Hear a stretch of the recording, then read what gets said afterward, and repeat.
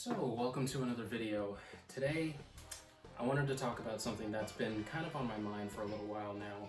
And I do have to say that this title is not clickbait. I genuinely mean what I am titling this video as. At least I sort of mean it. So, do I regret buying an Xbox Series S after owning it for a couple months now? And the honest answer to that is sort of. Now, I sort of regret buying it, and what I will say as we get into this video is that this is all personal opinion. This is all, just specific to my personal circumstance and just how my life is going.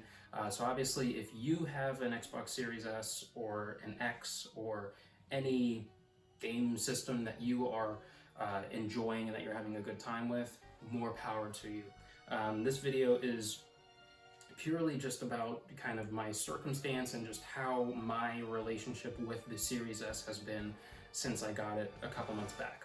Now, the reason why I sort of regret buying it is, actually before I get into the cons, let me get into the pros. This is a really good system. Now, if my certain life circumstances that I'll get into in a second here, if they didn't exist, if they weren't a factor, then I would be very happy with the Series S. It's a very fast system. The quick resume is probably my favorite feature of the Series S, just of next-gen hardware in general. And the ability to just turn on the system, be able to play a game in a matter of like 10 seconds is just unreal to me personally.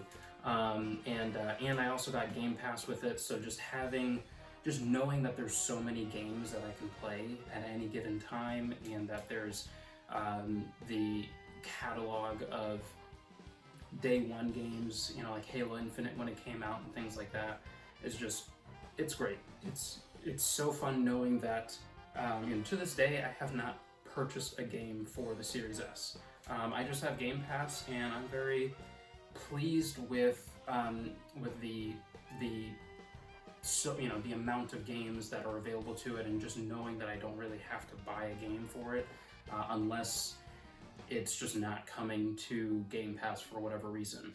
Now, just to kind of get into the reason why I sort of regret buying it, and the big reason is just the timing.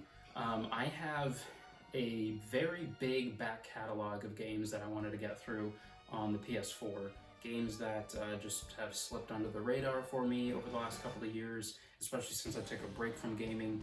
And so right now, I'm in the middle of probably 3 or 4 different PS4 games that are pretty big, title games like Final Fantasy VII Remake, Persona 5, games that have been out for a while, but I just didn't play them when they came out, and so now I'm playing them, and they're great, phenomenal games that I'm really enjoying. But yeah, I have this catalog of games that I want to get through just because I'm really enjoying them and I'm having a lot of fun with them. And so, to be honest, I haven't even touched my Series S in close to 3 weeks now. And I try to game every night or so for maybe an hour or two, after we get the kids to bed. And so yeah, I have this big back catalog of games that I'm working through, and by the time I actually get around to playing the Series S, it's probably going to be like another month from now, honestly. Now, I might, take a break from what I'm doing, and I might, pick up the Series S to play something on Game Pass or something like that, maybe one night or 2 nights, but like to actually get into a game and really enjoy it, it's going to take a while for me to get into that, because of, just like I said, the catalog of games that I wanted to get through. Now, another thing that I wanted to really touch on is, to me, this is still a console very early in its lifespan. Even though it's, the console has been out for a little over a year now, probably a year and 3 months, it's still very early in its lifespan. And, if COVID weren't a factor, it's still early in its lifespan, because typically, what we saw with the Xbox One and the PS4, those lifespans were 7 to 8 years, I think. from 2013 to 2020 when those consoles came out. And so it's still pretty early in its lifespan. If COVID weren't a factor, and now that COVID is a factor, a lot of games are getting delayed. People aren't even able to get the console, so obviously they're going to want to try to maximize the use out of the console, and so that's probably going to extend the lifespan of the console, since not too many people are really able to actually play the console and experience it like they normally would. And so it's really early in its lifespan to where there's not a whole lot of games that are available. And what I mean by that is there's not a whole lot of Xbox Series, next generation or current generation games that are made specifically for this new system. As far as what I'm personally interested in, and that's a big disclaimer, what I'm personally interested in. So far, what we've gotten that I am personally interested in is Halo Infinite and Psychonauts 2.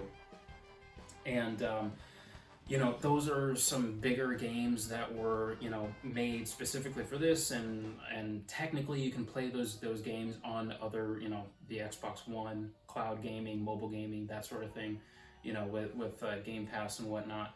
But as far as AAA title games for next gen, current gen software or hardware, there's not really a whole lot to choose from. Now, that's not to say that there's a bunch of games that you can play from past gen on this console. There certainly is. There's all the Gears of War games that are on Game Pass. There's just so many other games that I can't even think of at the moment.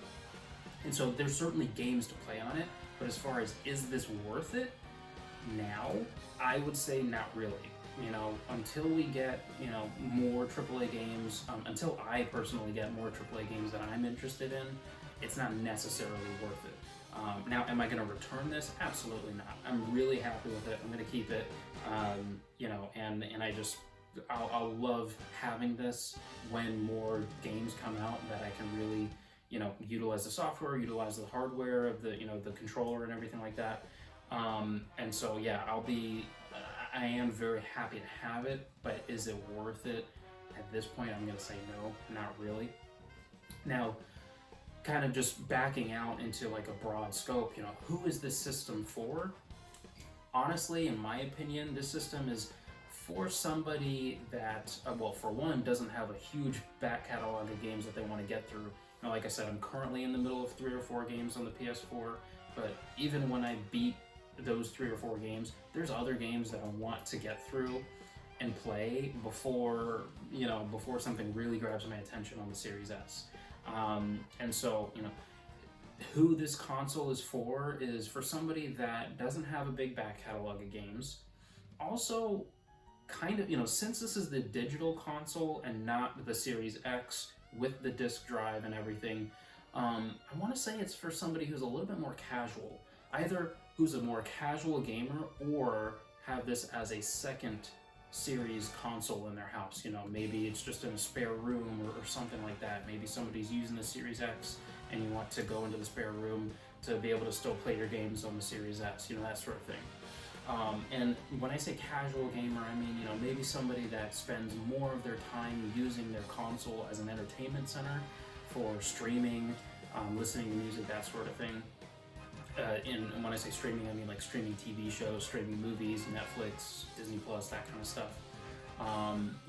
And spends their time with the console utilizing those features, and will occasionally play whatever AAA title is currently out on Game Pass, that sort of thing, and just kind of casually playing games, or somebody who only plays Call of Duty or something like that, and you just want to have the next gen hardware to be able to play, not necessarily just Call of Duty, but whatever's the top shooter at the time, or whatever's the top multiplayer game at the time, that sort of thing. And so that's kind of who I think that the console is for. And and again, it's a great console. Performance wise, it's a blast. And on my TV, I honestly don't think that I would see the difference between a Series S and a Series X. Just, off of graphically, performance, you know, being able to actually launch games, play games, the smoother frame rate and stuff like that. Now I know that, you know, physically there's better components in the Series X compared to the Series S. I'm obviously aware of that. But as far as, you know, what I can see with my eyes, especially somebody that, you know, doesn't know the exact number of teraflops and all that kind of stuff, you know, between the two consoles, you know, performance-wise, this is great, and I don't think I've noticed too big of a difference, in my honest opinion, between the Series X and the Series S. Now, if I had the chance, though, I would absolutely have gotten the Series X over the Series S. You know, even right now, I would have gotten the Series X over the Series S. I wanted to get into next gen, and this was the only one that was available at the time. And the PS5, like I mentioned in a previous video, just didn't seem worth it for me from the PS5, from the PS4 to the PS5. And so, you know, for me, that didn't seem worth it. So to me, it felt like Xbox was the way to go on that. And so I just really wanted to get into next gen. And so I got the Series S, and again, I'm happy to have it, but I definitely would have gotten the Series X, not because of the performance, not because of the teraflops, but because of the disk drive, really.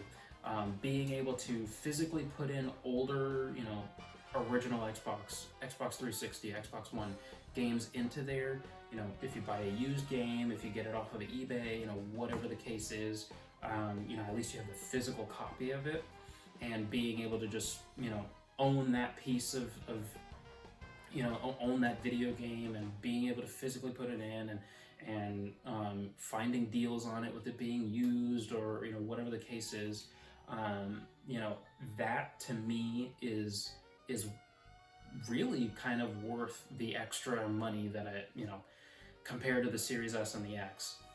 You know, being able to have that disk drive to play the older games, to have that massive catalog of games to be able to play physically, and also be able to watch the movies on it, and everything like that. That just to me is a big selling factor. And plus, I like the design of the Series X more. You know, just the sleek black design of it with the green, you know, top to it, sort of hidden beneath the mesh of the fan shroud and whatnot. It's a sleek console. And so yeah, so basically, to kind of wrap up the video, do I regret buying the Series S? At the end of the day, no, but again, sort of, and it's for the reasons that I listed in the video. Now, am I going to do anything with it? Definitely not. I'm very happy to have it, and once more games come out that I have the time to play, and that are really optimized for next gen / current gen hardware, I'm going to be thrilled that I have the ability to even play it. And so I am very happy to have this, and yeah, those are my thoughts on the Series S. I've owned it for a couple of months, and like I said, I haven't even touched it in a couple of weeks. But I do know that when I have time to really dive into Game Pass, get into more games that I'm interested in, I'm gonna be a lot more pleased with it than I am now. So anyways, guys, I'll catch you in the next one.